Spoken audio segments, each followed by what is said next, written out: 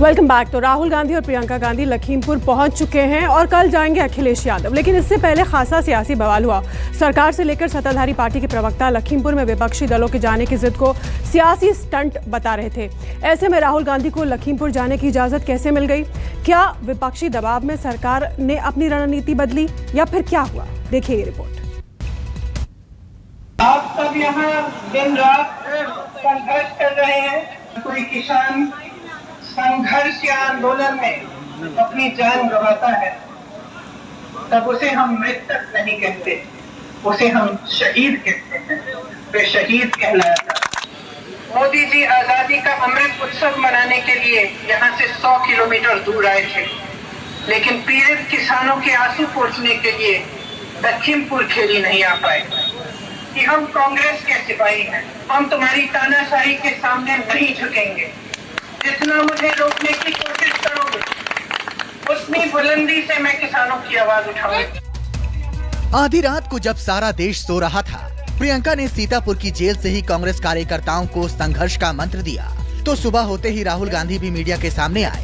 लखीमपुर हत्याकांड पर सरकार से खुली जंग का ऐलान कर दिया। प्रियंका हो, चाहे मैं हूँ, चाहे हमारे फैमिली का कोई भी हो, मैन हैंडलिंग से हमें कोई फर्क नहीं पड़ता, कुछ फर्क नहीं पड़ता।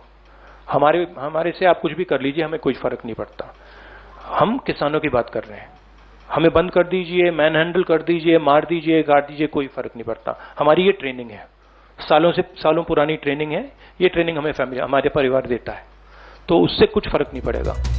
राहुल और प्रियंका के तेवर का इशारा साफ था कि कांग्रेस ने किसानों के मुद्दे पर केंद्र सरकार के साथ आर पार की जंग का मंसूबा बना लिया है और अब वो शासन प्रशासन की तकनीकी बाधाओं के आगे झुकने को तैयार नहीं है। डेमोक्रेसी हुआ करती थी, आज हिंदुस्तान में डिक्टेटरशिप है। सीधी सी बात है। राजनेता उत्तर प्रदेश में नहीं जा सकते। कल से हमें कहा जा रहा है कि भैया आप उत्तर प्रदेश नहीं जा सकते। छत्तीसगढ़ के चीफ मिनिस्टर जाते हैं, किसानों से मिलने जाते हैं, उनको कहा जाता है सेक्शन 144। ये कहते हैं मैं तो अकेला हूं, 144 कैसे लागू होगा? कोई जवाब नहीं। राहुल ने आरोप लगाया कि यूपी में अपराधियों को खुली छूट दी जाती है और पीड़ितों को सताया जाता है। काम ऑपोजिशन का काम प्रेशर बनाने का होता है। जब हम प्रेशर बनाते हैं तब वहां पे कार्रवाई होती है। हाथरस में हमने प्रेशर बनाया तब जाके कार्रवाई हुई। अगर हाथरस में हम गए नहीं होते, वहां पे जिन्होंने बलात्कार किया था वो सब स्कॉट फ्री निकल जाते। अगर हमने उससे पहले उनके एमएलए के बारे में नहीं बोला होता, वो भाग से निकल जाते। तो इसलिए हम दबाव डाल रहे हैं। हम दबाव क्यों डाल रहे हैं? क्योंकि किसानों के साथ गलत काम किया गया है। राहुल के ताबड़तोड़ हमलों से झल्लाई बीजेपी भी मीडिया के सामने आई। पार्टी प्रवक्ताओं की पलटन आमने सामने आ गई। आज दुख के साथ मुझे कहना पड़ रहा है कि राहुल गांधी जी ने पुनः वही किया जो राहुल गांधी हर बार करते हैं। गैर जिम्मेदाराना रवैया, इररेस्पॉन्सिबिलिटी, अशांति को भंग करना और भ्रम फैलाना, यही राहुल गांधी जी का मुख्य ध्येय और मुख्य उद्देश्य रह गया है।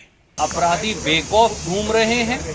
प्रियंका गांधी जी जेल की सलाखों के पीछे हैं और राहुल गांधी जी को रोकने का षड्यंत्र किया जा रहा है। ये प्रजातंत्र नहीं, ये घोर तानाशाही है। जो यहाँ पे हुआ है लखीमपुर पे, वो सरकार का उस पे रोल नहीं है, तो उसमें अंतर है। बहुत जल्द जो भी होना होगा, जो भी कार्रवाई होनी होगी, वो बहुत जल्दी होगी, आप लोगों के सामने आएगा। इधर बीजेपी राहुल गांधी के लखीमपुर यात्रा पर सवाल उठा रही थी और उधर यूपी सरकार ने राहुल गांधी को वो इजाजत दे दी। हालांकि राहुल गांधी ने पूर्व मुख्यमंत्री चौधरी भजन लाल की जयंती पर हिसार में भी बीजेपी को निशाना बनाया। भजन लाल जी ने, कांग्रेस पार्टी की सरकारों ने किसानों की रक्षा की। आज सरकार किसानों को गाड़ी के नीचे कुचल रही है। किसानों के मुद्दे पर कांग्रेस की आक्रामक राजनीति से दूसरी विपक्षी पार्टियां भी अछूती नहीं रहीं। सबने बीजेपी पर इल्जामों की बारिश कर दी। अभी तक हत्यारों को गिरफ्तार क्यों नहीं किया गया? आखिर क्या मजबूरी है? उन्हें क्यों बचाया जा रहा है?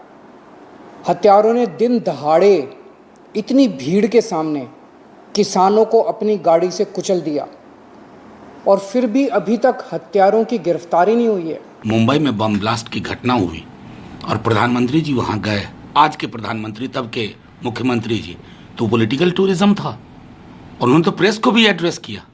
क्या कहें, पॉलिटिकल टूरिज्म में ये सब हो रहा था।